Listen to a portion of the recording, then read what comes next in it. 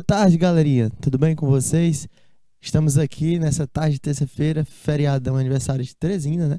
Mas a gente continua tendo nossas aulas normais durante toda essa tarde e continuando na parte de segundo ano, a parte do estudo da óptica geométrica, né? A parte do estudo da luz, como é que funciona o comportamento de um feixe luminoso, tudo isso aí que a gente já começou na semana passada.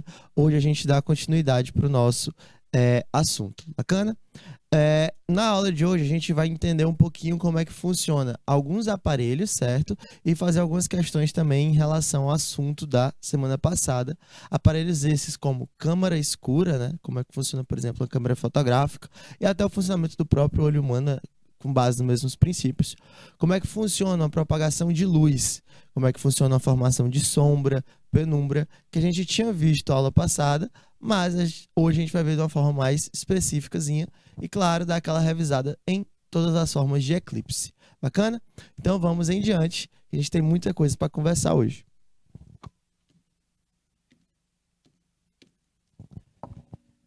Voltando como raciocínio da aula passada, a gente começa relembrando aí os princípios da óptica geométrica, né? Como funciona cada um dos princípios, são 3, e dar exemplos deles também, para que a gente consiga entender cada questãozinha, como é que vai funcionar dentro desse sistema. A luz, durante a sua propagação, obedece uma série de princípios descobertos inicialmente de forma empírica. O que é essa forma empírica? É quando você tem uma observação, ou seja, através de observação. Experimentos, tá bom? Os princípios da óptica geométrica inicialmente foram dados com base em experimentos científicos feitos aí por Newton, por alguns outros cientistas da parte da física, mas no começo você não tinha nenhuma parte matemática. Ou seja, você não conseguia definir com equações como é que funcionavam esses princípios, beleza? Só que com a evolução do estudo, dos assuntos, a gente consegue ter uma noção de como vai ter isso aí para a parte matemática. Mas no começo de tudo, foi tudo através de experimentos. Temos que nos lembrar que estamos analisando a luz de acordo com a interpretação geométrica. Okay? A gente está trabalhando a luz como se fosse uma observação geométrica. Lembrando que existe a observação da luz como forma física. E aí já é um outro tipo de óptica que a gente vai ver lá no finalzinho do semestre. Ou seja, sem levarmos sua natureza ondulatória em conta. A parte da óptica geométrica, a gente trabalha a luz como quê? Como uma partícula. Bom, a gente costuma trabalhar aí como rastro de luz deixado. Então, sempre na parte da óptica geométrica, a gente vai trabalhar a luz como se fosse uma partícula. Primeiro princípio que a gente tem é o princípio da independência de raios luminosos. Ou seja, dizer que os raios têm função retilínea e eles têm também um processo de independência. Os feixes de luz não se colidem, ou seja, um feixe de luz ele não muda a trajetória de outro feixe, ele não altera o caminho realizado por um feixe. Então, sempre ter essa ideia de independência. A luz só depende da sua fonte. 2. Princípio da reversibilidade da luz. É uma ideia de caminho de ida igual ao caminho de volta. A luz obedece justamente essa relação. O caminho que a luz faz para chegar em um determinado ponto é o mesmo caminho que a luz faz para voltar desse ponto até a fonte principal. Então, sempre entender que o caminho de ida é igual ao caminho de volta. Isso aí para a luz, beleza? 3. O princípio de propagação retilínea dos raios luminosos. A palavra mágica daqui é retilínea. A gente sabe como você tem essa situação, retilínea, linha reta, né? A trajetória da luz é sempre uma trajetória de linha reta quando ela sai da fonte. Lembrando que esse princípio só vai existir para meios homogêneos, ou seja, meios aí que têm a sua própria composição sendo única. É só ar, é só água, então tem que ser um meio homogêneo. Você não pode ter uma diferença de meios dentro desse meio sistema. Beleza? Então, as 3 palavras aí que definem cada um dos princípios. Primeiro princípio, independência. Segundo princípio, reversibilidade. Terceiro princípio, retilínea. Então, cada princípio com a sua característica. Beleza? Passando em diante, a gente consegue entender cada um deles de uma forma separada. O primeiro deles é o princípio da independência dos raios luminosos. Olha aí. Falei para você que a palavra independência, que era a palavra-chave, a palavra secreta, aí, né, a palavra principal, em função do primeiro princípio. O que é que ele diz? Quando dois raios de luz ou feixes de luz se cruzam, continuam suas trajetórias individualmente. Um raio não interfere na trajetória do outro. A gente vê isso aonde? Por exemplo, a gente vê isso muito em sinais de festa, né? Em canhões de luz de festa. Você tem como, por exemplo, aqui essa discoteca, essa boate aqui. E aqui você tem cones de luz, ó. Vou marcar aqui de vermelho. Percebam que essa trajetória alaranjada da luz, né, essa luz mais amarela, ela sai da fonte com o objetivo de chegar num lugar que a gente chama de anteparo. O que é isso, Matheus? Anteparo é onde a luz vai se chocar. Quando você joga uma luz de lanterna na parede, por exemplo, a parede é seu anteparo, ela vai bater ali. Quando esse canhão de luz sai, percebam que a trajetória dele independe das outras trajetórias. Você não tem uma colisão dele, como, por exemplo, aquele canhão que está lá atrás, esse feixe azulado. Ó. Percebam que o feixe azulado também existe e atravessa o feixe alaranjado, chegando também ao solo. Mas percebam que eles não colidem, eles são independentes. O feixe amarelo e o feixe azul coexistem no mesmo sistema, mas um não se choca com o outro, ou seja, um não faz contato com o outro, um não altera a trajetória do outro, justamente pelo fato de um ser independente do outro, beleza? O que é que pode acontecer nesse princípio da independência? O que é que pode acontecer nisso? Quando você tem um sistema de encontro de dois feixes com mistura de cores. Imagina aqui, ó, que você tem um feixe vermelho colidindo com um feixe azulado.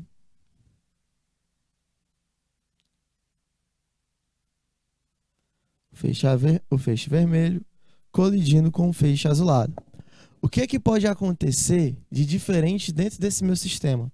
Qual é a novidade que pode ocorrer nele? Esse ponto de encontro bem aqui, ó, entre os dois feixes. Nesse ponto de encontro, o que que pode acontecer? Pode acontecer de aqui dentro você tem uma mistura das duas cores. Perceba que você tem um feixe vermelho e um feixe azulado. Se você pegar uma caneta vermelha aí na sua casa e uma caneta azul e começar a pintar no mesmo ponto, você vai ver que a parte de mistura deles fica uma cor mais roxa. Um rubro, né? Um violeta. Um rubro bem mais forte, um violeta. Uma cor roxa.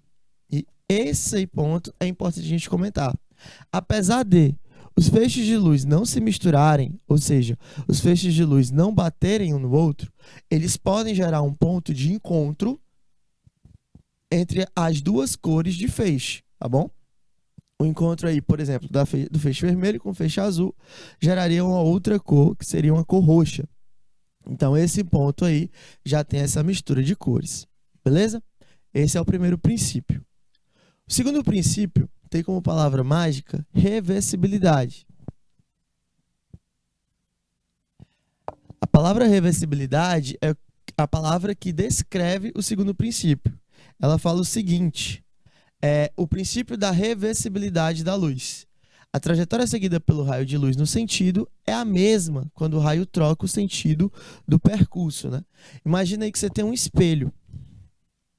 Você possui um espelho.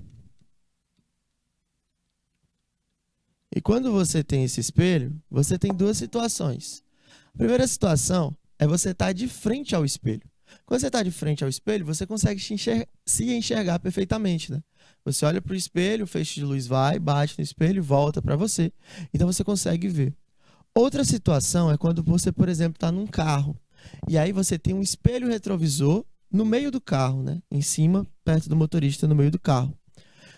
Através do espelho retrovisor, o motorista consegue ver totalmente quem está atrás.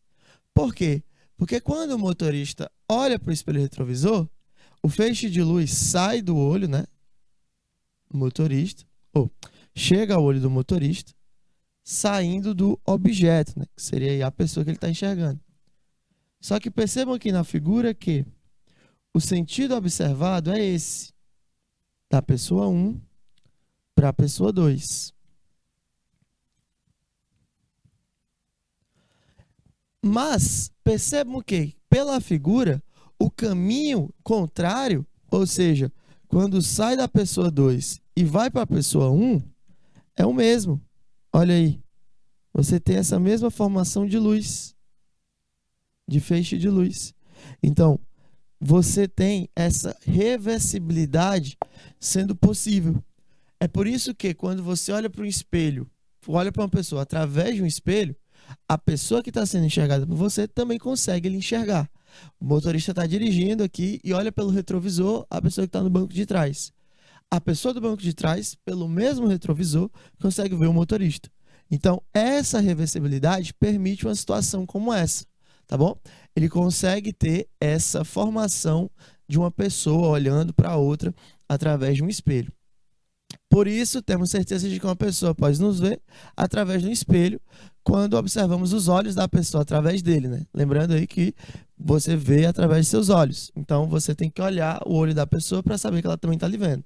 Às vezes, você pode pegar um espelho e olhar só os pés dela. Ali, obviamente, ela não vai lhe ver, né? Mas, se a cabeça dela estiver na posição onde estão os pés, numa primeira situação, aí você consegue ter essa reversibilidade. Beleza? O terceiro princípio, que a gente também já tinha começado na semana passada, já tinha falado sobre ele, é o princípio da propagação retilínea dos raios luminosos. Qual é a palavra mágica? Retilíneo. Justamente pelo fato da trajetória ser uma linha reta.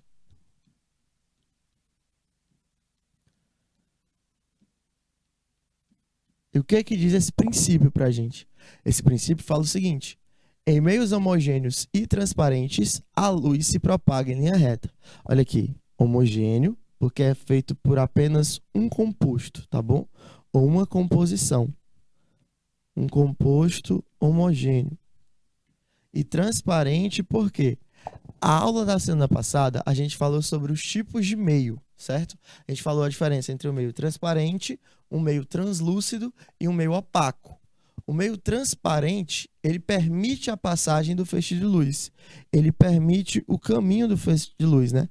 Então, ele permite a propagação da luz. A propagação da luz. Tá, mas quando eu falo dos outros meios, como por exemplo o opaco ele não permite a propagação da luz, mas o translúcido também permite. Então qual é a diferença entre o translúcido, né, e o transparente? Porque o transparente ele permite a propagação da luz sem embaralhar, né, de forma limpa, entre aspas, de forma, entre aspas, limpa, como se a luz, como se não, a luz passando, né, de uma forma retilínea. Cuidado com quando eu falo de translúcido, é como se ele passasse de uma forma suja. Como assim suja? Ele passa todo embaralhado, você não consegue ter essa transformação. Mas como eu tenho um sistema onde ele está homogêneo e transparente, eu vou permitir a passagem de luz, né, de uma forma tranquila. Cuidado quando eu falo sobre esse tipo de propagação. Aqui, ó, na nossa figura, por exemplo, você vê um feixe de luz muito concentrado. É assim que você pode gerar, por exemplo, um laser óptico, tá bom? Usado aí aonde? Em cirurgia. Cirurgia ocular. Você tem um problema no olho e você tem uma má formação no seu olho. Você precisa de uma correção, né? Às vezes você tem miopia, dificuldade de enxergar de longe. Às vezes você tem um astigmatismo, né? Dificuldade de enxergar de perto. Existem outras doenças também, hipermetropia, daltonismo, que a gente vai até comentar sobre elas. A gente vai ter uma aula só sobre doenças oculares, né? Malformações oculares, né? Essa é uma palavra muito forte. Mas a gente tem, por exemplo, um laser. Como é que você corrige uma cirurgia dessa, né? Você tem duas opções de cirurgia. Se seu olho for muito pequeno ou se seu olho tiver um tamanho normal, né? Ou então, se tiver um tamanho grande. Existem essas duas formas de correção. Se seu olho for grande, normal, assim, a abertura normal, ele faz através da retina. O laser perfura a sua retina, você não precisa cortar o olho. O laser ele vai entrar por dentro da sua retina e vai reparar essa malformação que tem lá dentro do seu globo ocular, permitindo aí que você não use mais óculos, né? Ou então diminuindo consideravelmente a quantidade de graus necessário. Às vezes a pessoa usa um grau tão alto que é impossível, né? Ou então muito difícil você zerar. Então, mas você usa, por exemplo, um grau como 8 ou 9 graus de óculos, reduzir para 0,5, 0,75, 1 grau já é uma diferença de vida muito grande. Quem depende de óculos sabe do que eu estou falando. Mas, se seu olho tiver um tamanho menor, né, formar um pouquinho mais fechadinho, com características aí, por exemplo, indígenas ou asiáticas, você tem um problema. Você não pode fazer a formação do laser, né, por cima da retina, porque como ele é mais fechadinho, você pode ter um problema com a perfuração do laser. Então, o que a galera faz? Você corta a região da íris e tira a tampa do olho, literalmente. Ele tira a tampa do olho, abre o olho e aí o laser faz com a janela do olho aberta, né? E aí esse tipo de cirurgia já tem uma recuperação mais demorada. Você precisa de mais alguns dias, alguns meses para reparar. Aí logo depois você usa óculos, tá? Usa um colírio para cicatrizar o olho e depois você consegue levar a vida sem a formação, né? Sem o uso de óculos. Bacana? Então um feixe de laser é uma quantidade de luz muito concentrada, tá bom? É justamente essa quantidade de luz muito concentrada dentro de um sistema que obedece o terceiro princípio. Beleza? Então, vamos adiante. A gente começou semana passada também falando sobre sombra, penumbra e eclipses, de uma forma geral. O que a gente vai continuar nessa aula? A gente vai diferenciar de novo eles e, claro, ver como é que cobrariam algumas questões dentro desse meu sistema. Sombra, penumbra e eclipses. O fato de a luz se propagar em linha reta possui uma consequência importante. Ao colocarmos obstáculos opacos, ou seja, obstáculos que não permitem a passagem de luz, em frente a uma fonte luminosa, a gente viu na semana passada que a gente falou sobre fontes primárias e secundárias de luz. Então, quando eu falo de fonte luminosa, eu estou me referindo a uma fonte primária. Criaremos uma região que não receberá a incidência de luz. Então, tem uma região aí que você não tem mais passagem de luz por lá. Por quê? Porque o obstáculo opaco, olha aí, o obstáculo opaco, ele tira essa incidência de luz em um determinado ponto. O obstáculo opaco faz com que a luz não atravesse aquele determinado ponto. Se a luz incide em um anteparo, olha aí, de novo falando do anteparo, né? O anteparo, já tinha falado para vocês, é o obstáculo, é onde a luz está batendo. Como uma parede branca, parte da parede será iluminada e a outra parte não. Se pensarmos em uma fonte de luz pontual, essa região recebe o nome de sombra ou umbra, tá bom? Sombra e umbra são sinônimos. É a mesma coisa. Algumas questões mais antigas, né, usam essa nomenclatura umbra, justamente para confundir o aluno. O aluno, meu Deus, só pode estar escrito errado, que era para ter escrito penumbra, e aí acaba levando para o lado errado. Mas não é. Sombra ou umbra são sinônimos aí. Olha aqui na nossa figura, olha a nossa região de mapa. Você tem uma fonte primária. Aonde? Nessa luz aqui, ó. Você tem uma fonte. O que é uma fonte? É um lugar de onde parte alguma coisa. Então, a fonte, nesse caso aqui, é essa canetinha, né? Essa lanterna que o cara usa. Beleza.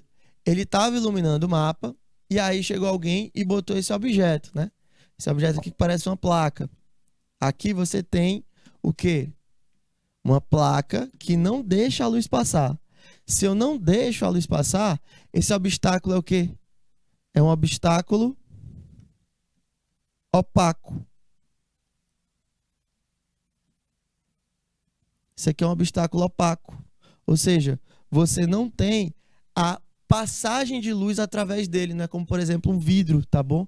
Ou aí um plástico, não. Você tem um obstáculo que impede a passagem dele, pode ser uma placa metálica, por exemplo. O metal não permite a passagem de luz. E aí, quando você olha a consequência de pôr esse obstáculo, você vê uma região escura no mapa, que antes era iluminado, ó.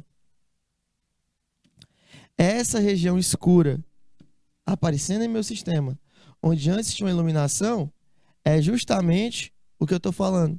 Isso aqui é uma sombra. Beleza? Ou umbra.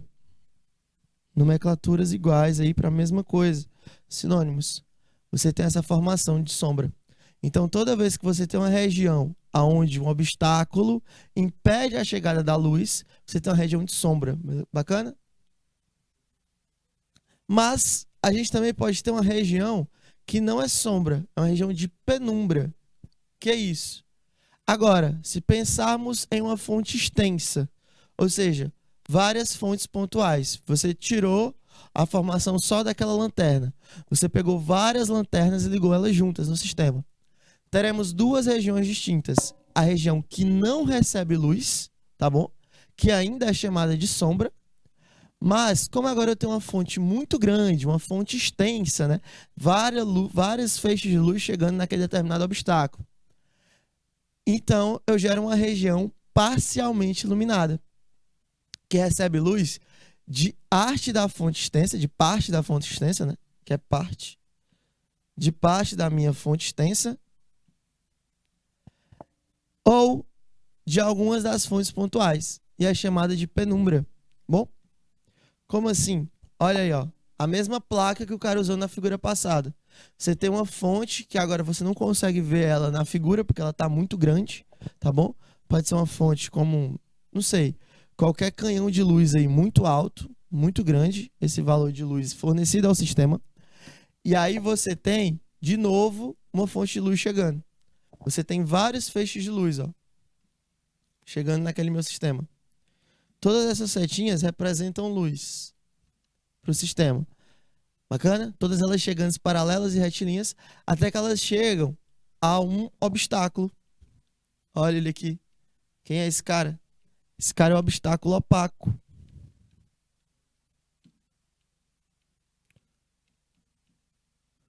O obstáculo opaco, ele impede a passagem de luz, né? Ele impede essa passagem de luz. Só que como você tem uma fonte extensa que está dentro do meu sistema, você tem uma formação mais escura. Essa formação mais escura, que eu vou marcar aqui de vermelho, olha aí. Essa formação é uma sombra. Não tem passagem de luz nessa região. Ela é mais escura, logo você consegue perceber que você tem uma região que tem ausência de luz. Você não tem formação, ó. Uma região que não recebe luz. É a região chamada de sombra. Mas existe uma região que recebe parte, né, parcialmente iluminada. E essa região é a penumbra. Você consegue marcar a penumbra. Aqui, ó, percebam essa parte, essa outra região que está amarelada, ó, dentro desse sistema. Essa região mais amarelada dentro do sistema é uma região de penumbra. Bacana? Justamente porque você não tem uma chegada total de luz. Você tem uma chegada parcial de luz. Aquela chegada parcial da luz ali faz com que você tenha essa formação, né, de uma penumbra dentro do meu sistema. Percebam que parte da penumbra é sombra. Como assim? Se você fecha a circunferência de luz, olha aí, a parte vermelhada, ela fecha uma espécie de circunferência, tá bom? Justamente porque parte dela virou sombra. Por que uma circunferência? Porque o meu obstáculo tem o formato de uma circunferência. Se esse obstáculo fosse quadrado, por exemplo, aí você já teria uma outra formação de sombra e penumbra. Bacana? Note que, para determinarmos geometricamente essas regiões, óptica geométrica, então a gente vai precisar de um pouquinho de geometria, basta desenhar os raios de luz que tangenciam a borda do obstáculo. Observe também que as sombras têm o mesmo formato que o obstáculo. Justamente, ó, você tem duas sombras circulares que, quando você tira a parte de interseção entre elas, né, a parte que é comum a elas, você tem uma região de sombra. Como, por exemplo, aí na nossa figura.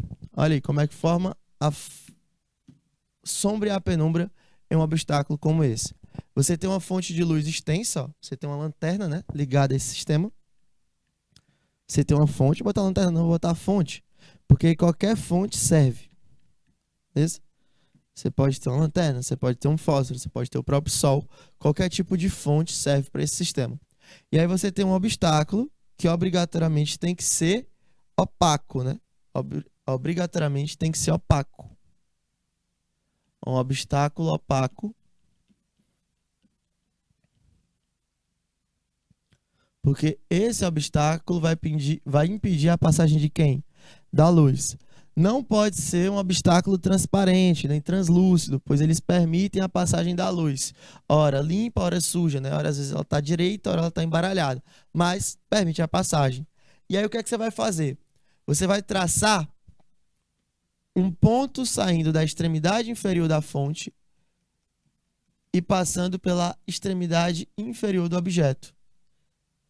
E vai passar um ponto saindo do inferior da fonte, passando na parte de cima do objeto. Bacana. E vai fazer a mesma coisa com o outro lado. A parte superior da fonte, passando na parte superior do objeto, e a parte superior da fonte, passando na parte inferior do objeto. Pronto. Aí você tem essa formação.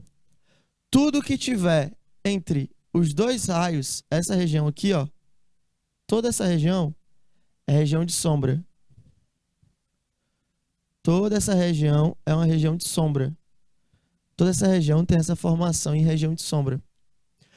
E os outros? Bom, os outros, essa que eu vou botar de roxo agora, ó, são regiões de onde? De penumbra.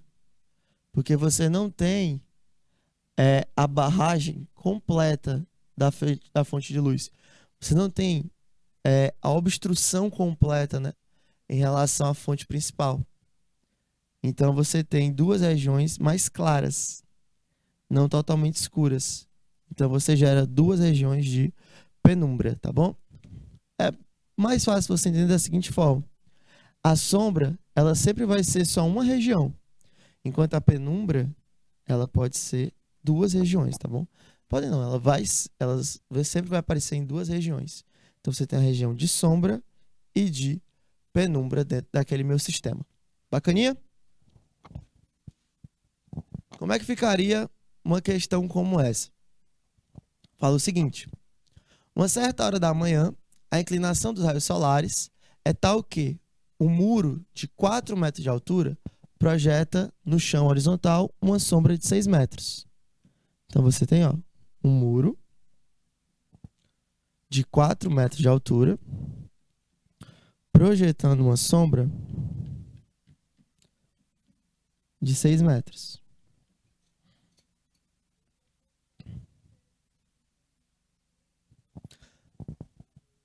Uma senhora de 1,60 m caminhando em direção ao muro é totalmente coberta pela sombra quando se encontra a quantos metros do muro? Então você tem uma pessoa andando aqui, né? E ela quer saber qual é a distância entre a pessoa e o muro para que a sombra da pessoa não exista mais. Ela esteja completamente dentro do muro.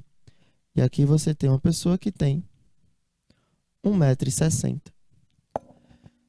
Assim que as questões dessa parte vão cair. Por quê?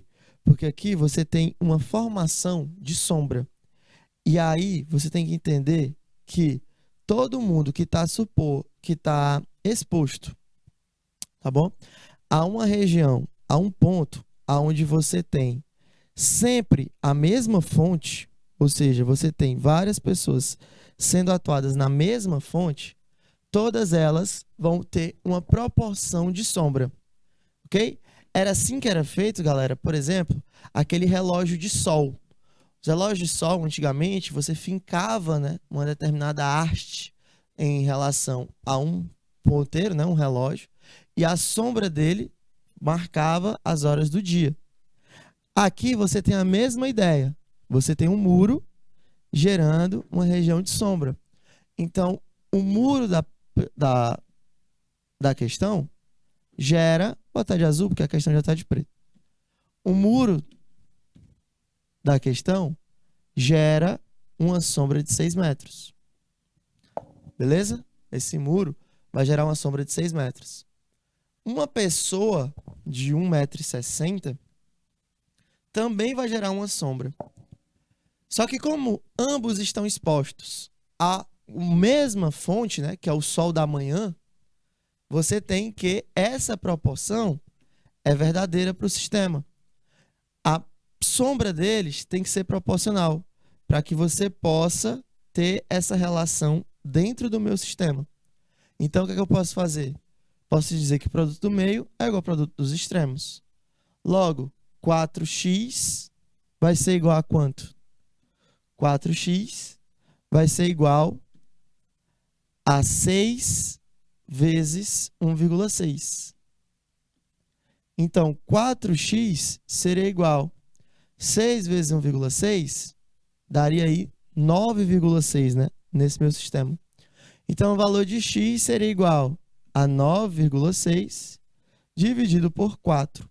Então, uma pessoa que tem 1,60 m nessa hora da manhã, ela vai gerar uma sombra de 2,4 metros. Percebam aí que a sombra da pessoa vale 2,4 metros. E aí, se você não tiver lido a questão com atenção e carinho, você marcaria a letra B. E seria uma marcação excelente. Ele faz sentido essa resposta, não faz? Faz sim. Mas não é a resposta correta da questão. Por quê? Porque ele não quer saber a sombra da pessoa, beleza? Ele quer saber a distância do muro aonde a sombra da pessoa é totalmente engolida pela sombra do muro. Ou seja, ele quer saber a diferença entre as duas sombras. A sombra do muro vale 6 metros, enquanto a sombra da pessoa vale apenas 2,4. E isso aqui daria o valor da distância que ele quer. Logo, essa minha distância seria igual a 6 menos 2,4.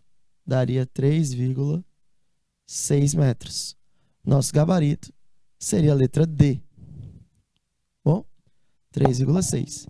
A galera fez aí, marcou letra B. Eu vi aqui que vocês mandaram o gabarito letra B. Mas vocês caíram na pegadinha da questão. Isso é perigoso, tem que ter cuidado. Leia a questão com calma e veja o que ele está perguntando. Olha aí, como o cara que elaborou a questão é maldoso. Ele deixou um gabarito lá para você cair nele. Justamente para que você ache a sombra da pessoa e marque o gabarito, sendo letra B. Então, explicando a questão novamente, o que a questão fala para a gente? Uma certa hora da manhã, a inclinação de raios solares é tal que um muro de 4 metros projeta no chão uma sombra de 6 metros. Uma senhora, uma pessoa de 1,60 m, caminhando em direção ao muro, né, é totalmente coberta pela sombra do muro quando se encontra a quantos metros dele?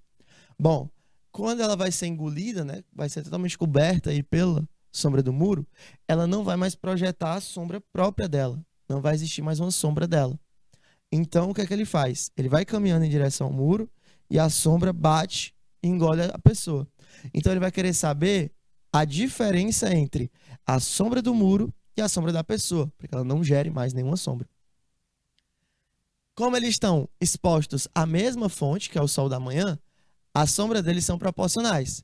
A sombra do muro é de 4 metros, projeta uma de 6. Uma pessoa de 1,60 m projeta X. Produto do meio igual ao produto dos extremos. Aí eu vou ter que 4 vezes X é igual a 6 vezes 1,6. Ou seja, 4x é igual a 9,6. O 4 está multiplicando, passa para o outro lado, ele vai como? Dividindo. Então, fica 9,6 dividido por 4. Daria 2,4 metros. E a distância entre eles, para que a pessoa seja totalmente engolida, né, pela sombra do muro, é a diferença. A sombra do muro vale 6, a sombra da pessoa vale 2,4. A diferença entre eles é de 3,6. Então, quando a pessoa tiver a 3,6 metros do muro, ela não vai mais projetar sombra, porque ela já vai estar dentro da sombra do muro, tá bom? 3,6, fugindo do sol aí, como todos nós aqui. Beleza? E aí, usando essa sua ideia, eu já fiz a primeira questão. Essa aqui eu vou pedir um tempinho para vocês tentarem fazer. A questão fala o seguinte: o esquema a seguir representa um eclipse solar, no qual a Lua, ao passar entre a Terra e o Sol, produz uma região de umbra. Olha, ó, cone de sombra. Percebam que o cara falou umbra, beleza? Não sombra. Penumbra e antumbra, Beleza, antumbra é quando você tem o desencontro, né? Bacana. Na questão ele explicou. Região de sombra, essa região mais escura, simbolizado pela letra A. Região de penumbra, onde você tem os dois partes mais claras, mas assim, mais escuras também, né? Região mais ou menos como se fosse o caminho uma sombra. E antumbra, que é justamente essa parte onde os feixes eles já nem se conectam mais, então a luz volta a passar. Na região de umbra, o eclipse total, A. Na região de penumbra, eclipse parcial, C. E na antumbra, é anular, né? Você não tem nenhum tipo de eclipse ali, B. Essas regiões acontecem porque os raios que partem do Sol... Beleza, então aí, 2 minutinhos para vocês tentarem fazer a questão.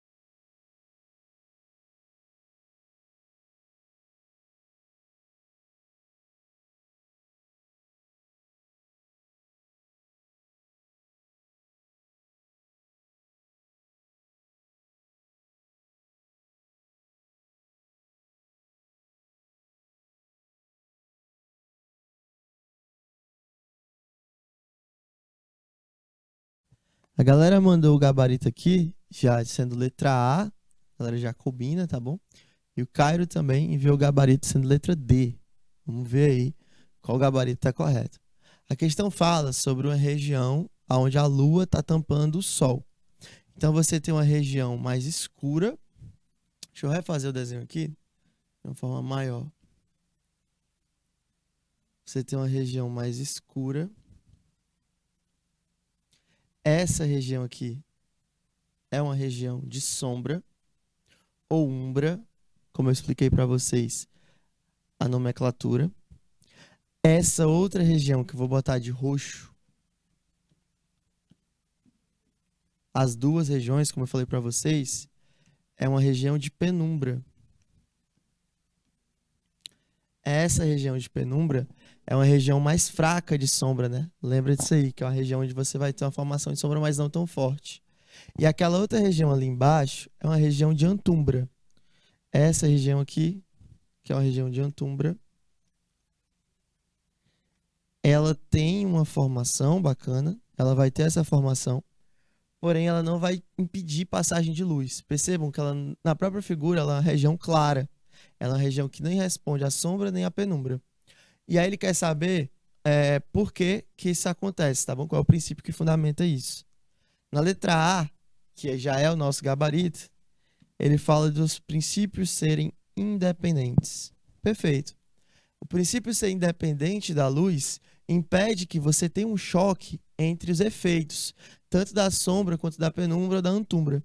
Você tem essa região aí que ela passa em retilíneo. Olha a figura. Todos os feixes de luz que saem do Sol são retilíneos. Todos eles passam de uma forma retilínea por esse corpo. Então, isso traz a terceira classificação, né? Nosso terceiro princípio. Mas quando eu vou para essa região de eclipses, né? Quando você tem a região de sombra, penumbra e dessa região de eclipse de uma forma geral, por que que isso acontece? Porque você tem a propagação, né, independente da luz dentro daquele meu sistema. Letra B, interferem-se ao passar pela Lua? Não, eles não se interferem, eles mudam. Letra C, são reversíveis? Não, seria o segundo princípio, reversibilidade também não. Letra D, propagam-se retilíneamente. Opa, gabarito letra D, desculpa. Justamente explicando para vocês, né? Todos eles passam de uma forma retilínea. Essa parte retilínea que propaga-se, né? Faz com que você tenha essa formação. Letra D, o gabarito, né? Cairo aí mandou o gabarito de forma correta. Propagam-se retilíneamente. Percebam que até quando eu faço, né, o desenho mais simples aqui, você tem essa formação retilínea. Toda vez que você tiver essa formação retilínea, você tem essa passagem retilínea da luz, tá bom? O processo de independência classifica, é aquela parte de questão teórica que eu falo para vocês. O processo de independência classifica, mas não responde à pergunta, né? Ele quer saber o que acontece dos raios que partem do Sol. Eles são independentes, sim, mas eles não são responsáveis pela formação dos eclipses. Eles se propagam retilineamente e isso é responsável pela propagação do eclipse, né? Pela formação. Nosso gabarito seria a letra D. A próxima questão fala o seguinte: para determinar que a altura H de uma fonte de luz pontual está no chão, plano horizontal, foi realizada a seguinte experiência. Colocou-se um lápis de 0,10 metros perpendicularmente sobre o chão, em duas posições distintas, em P e depois em Q. A posição P está exatamente na vertical, que passa pela fonte, e nesta posição, a formação de sombra, não há formação de sombra do lápis, conforme esquematiza a figura a seguir. Então ele botou um lápis de 0,10 centímetros, 0,10 metros, 10 centímetros, bem embaixo de onde está o Sol. E isso impediu a formação de uma sombra, né? Você está retilíneo em direção ao Sol. Na posição Q, a sombra do lápis tem uma formação, ó. Você tem um feixe de luz saindo do Sol. Deixa eu desenhar o feixe de luz aqui. Você tem um feixe de luz saindo do Sol. Beleza. E aqui tu vai gerar uma sombra. Aqui embaixo. E essa sombra tem comprimento 49 vezes menor que a distância entre P e Q. Ou seja, a distância de P até Q vale X. E essa distância bem aqui de sombra é 49 vezes menor. Ou seja, X sobre 49. Eu estou pegando aquele valor e dividindo por 49. Justamente porque ele está ficando 49 vezes menor que a distância entre P e Q. Ele quer saber qual é a altura H da fonte. Qual é essa altura Hzão aqui, ó. Beleza? Lembrando que esse 0,10, deixa eu tirar ele daqui porque ele está confuso, né? Esse 0,10 é o tamanho do lápis, é o tamanho da arte. Então aqui isso valeria, ó, 0,10 metros. Questãozinha aí, mais bonitinha, uma continha melhor, mas acho que você consegue desenvolver ela, tá bom? Então eu vou pedir aí 2 minutinhos para vocês tentarem fazer a questão.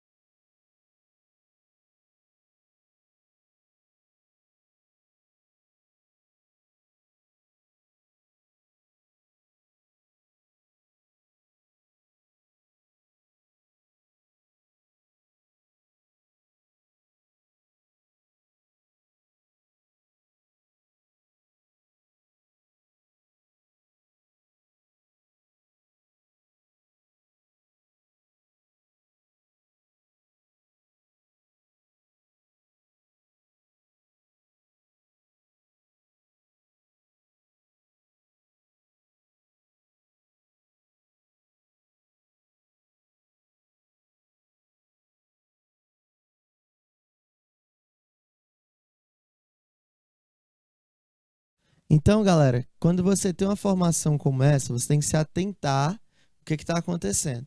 Ele está comparando essa altura Hzão com a altura do lápis. Então, a altura Hzão que existe entre a fonte e o ponto P sobre a altura do lápis, que é igual a 0,10 metros, né? Você tem a formação dele. É compatível, né, proporcional à distância entre os pontos de uma forma geral. Então, o que vai acontecer? Como a distância de comprimento é 49 vezes menor, beleza? Ou seja, é uma distância que é 49 vezes dividido, né, o valor total dividido por 49, em relação a P e Q, eu tenho que essa distância é de igual a 49x mais x. Essa distância geral aqui. Que distância é essa? Essa distância que eu vou botar de roxo. Essa distância aqui, ó, é igual a 49x mais x. Justamente por quê? Porque quando você pega essa região aqui, ó, P, Q e aquele outro ponto. Se ele falou, vou botar um ponto O. Se ele falou que aqui é 49 vezes menor, então se aqui é 49x, aqui é x. Então essa soma aqui total daria a distância entre a fonte e aquela última parte lá. Sobre, beleza? Essa outra partezinha menor, que seria só o valor de 1x. Pronto. Aí com a igualdade montada, é que eu posso começar a resolver a questão. Como é que faria a questão? Você teria a distância que ele quer saber, né? A altura Hzão, sobre o tamanho da haste do lápis que ele botou, 0,1. Ele falou que um lado é 49 vezes menor, então se um vale x, o outro vale 49x, sobre a distância menorzinha, que é o valor de x. Beleza? E aí você pode organizar isso aqui. A altura vai ser igual a 0,1 igual 49x mais x, 50x, sobre o valor de x. Quem é que eu posso simplificar? X de um lado, x do outro. Tchau. E aí eu tenho, que aqui é como se fosse 1, produto do meio acaba sendo igual ao produto dos extremos, o famoso cruz-credo aí que vocês aprenderam lá na matemática. Então eu teria que essa minha altura gerada seria igual a 50 vezes 0,1. Eu, particularmente, não gosto de trabalhar com número decimal. Então, eu levo todo mundo para a fração. Então, a minha altura seria igual a quanto? Multiplicar por número com vírgula é muito chato. O que a gente faz? A gente multiplica por 0,1 é a mesma coisa que 1 sobre 10, né? Se eu pegasse 1 e dividisse em 10 partes. Aí eu teria essa formação final aqui. 0 morre com 0. 5 vezes 1 daria um total de 5 metros. Beleza. E aqui teria o nosso gabarito. Nosso gabarito seria letra E. Bacana? Então, repetindo a questão e deixando um pouquinho no quadro para quem vai copiar e também para quem ficou alguma dúvida, né? Caso não reste dúvidas, a gente passa em diante. Ele falou o seguinte, que você tem uma fonte botada em um sistema para iluminar um objeto de 10 centímetros. Quando aquele objeto é ligado ao sistema, aquele objeto é botado ao sistema, ele é botado em duas posições. Na primeira posição, ele está exatamente abaixo da fonte, ou seja, ele não produz sombra. Na segunda, ele é afastado uma determinada distância da fonte e vai produzir uma sombra que é 49 vezes menor do que o valor que ele foi afastado, da distância que ele andou. Então, se ele andou, por exemplo, 49 metros, a sombra dele vai ser de apenas 1 metro, né? 49 vezes menor. Então, essa distância de P até Q é igual a 49x. Como ele falou que essa outra distância é 49 vezes menor, essa distância vale x. E aí vira uma proporção, né? A sombra gera um determinado valor, enquanto a haste gera uma determinada distância. Aí eu posso montar o sistema de equação. A altura sobre 0,10 é igual a 49x mais x sobre x, né? E aí eu posso fazer a parte algébrica. A altura sobre 0,1 é igual a 49x mais x, 50x. sobre o valor de x, que é aquela parte menorzinha. Quem é que eu posso simplificar de um lado e do outro? O valor de x. Então, eu tiro o x da equação e aí eu tenho uma cruz-credo simples, né? Produto meio igual a produto de extremos. A minha altura seria igual a 50 vezes 0,1. Então, minha altura daria um total de 5 metros, né? Seria essa distância de 5 metros. Nosso gabarito seria a letra E. Bacana? Se vocês ficarem com alguma dúvida, ou então se ficarem com alguma pergunta aí, pode mandar, galera. Se eu souber, eu juro que eu respondo. Então, nosso gabarito, realmente, letra E. E a nossa última questãozinha aqui da nossa primeira parte, né, da aula. A gente vai dar um pequeno intervalo daqui a pouco e vamos voltar para falar de câmara escura e cores, como é que acontece a formação de cores. Mas, por enquanto, essa nossa questãozinha fala o seguinte. O professor de física perguntou a seus alunos como era possível a ocorrência de elipses. Ele obteve as seguintes respostas de cada um dos alunos. João falou o seguinte: o eclipse solar ocorre quando a Lua posiciona-se na região de sombra da Terra. Para que o eclipse ocorra, os 3 astros devem estar alinhados. O Lucas falou o seguinte: os fenômenos da sombra e da penumbra explicam-se em ocorrência das eclipses. E a Aline falou que o princípio de propagação retilínea da luz possibilita a ocorrência dos elipses, tá bom? Dos eclipses. Marque a alternativa correta com a resposta de cada aluno. Bacana? Então aí, questão teórica. Pedir um minutinho para vocês tentarem a questão.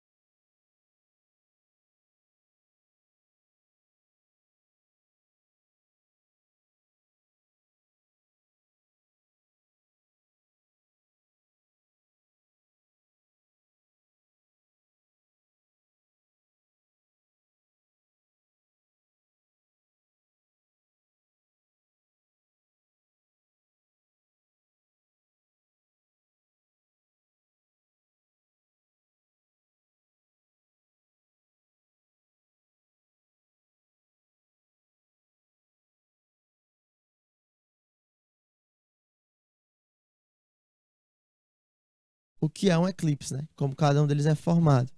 Você tem a ordem dos astros nesse sistema sendo importante. O primeiro astro é o Sol. Bom, lembrando que o Sol, ele está a uma distância considerável nossa, né? E aí existem 2 formações. Pode ser Terra e Lua, ou então pode ser Lua e Terra. Bom, vou botar aqui. Vai ficar um pouco espremido, mas a gente consegue entender. Pode ser essas 2 formações. Na primeira formação, quando a Terra esconde a Lua, eu tenho um eclipse lunar. Na segunda formação, quando a Lua esconde, né, a Terra, impede as chegadas dos raios de Sol na Terra, eu tenho um eclipse solar. Beleza? Então, são essas 2 formações. No lunar, Sol, Terra, Lua. No solar, Sol, Lua, Terra. Isso é eclipse lunar, eclipse solar. Apocalipse é quando a Lua está a sequência Lua, Sol e Terra. Nunca pode acontecer do Sol estar entre a Lua e a Terra, beleza? Isso não pode existir de forma alguma. Então, essa parte aí que vai dizer essa nossa situação. Primeira afirmativa foi a do João. O João falou o seguinte: o eclipse solar ocorre quando a Lua posiciona-se na região de sombra da Terra. Para que o eclipse ocorra, os três astros devem estar alinhados. Ele falou que o solar é quando a Lua está na sombra da Terra. Olha a nossa figura aqui. No solar, a Lua tem que estar antes da Terra. Então, jamais a Lua pode estar na sombra da Terra. O João está errado. Bom, a Lua não está na sombra da Terra, né? Ao contrário, a Terra vai estar na sombra da Lua. Lucas falou o seguinte: os fenômenos da sombra e da penumbra explicam a ocorrência dos eclipses. Verdadeiríssimo aí, o Lucas está certo. O Lucas está certo porque ele fala que a região de sombra e a região de penumbra proporciona aí você ter um eclipse. Certíssimo. Eclipses totais e parciais, né? Então o Lucas aí está correto na nossa afirmativa. E na última afirmação, a Aline fala o seguinte: o princípio da propagação retilínea da luz possibilita a ocorrência de eclipse. Inclusive, foi a primeira questão que a gente fez na tarde de hoje, explicando qual era o princípio dos três, né, que explicava a formação de um eclipse. E aí a gente tem realmente como resposta a letra C. A Aline está correta. A letra C seria o nosso gabarito. A letra C fala que somente o João está errado. E o João está errado. Tanto o Lucas quanto a Aline estão corretíssimos. Bacana? Então, galerinha, a gente vai chegando ao final da nossa primeira aula. A gente vai dar um rápido intervalo. Rapidinho você vai tomar água e ir ao banheiro. E daqui a pouco a gente volta para falar sobre câmara escura e sobre formação de cores, tá bom? Entender como é que funciona aí a formação de um arco-íris e por que que você consegue enxergar cores diferentes. Bacana? Então, rapidinho ao banheiro, tomar uma água. Já já a gente volta. Tchau!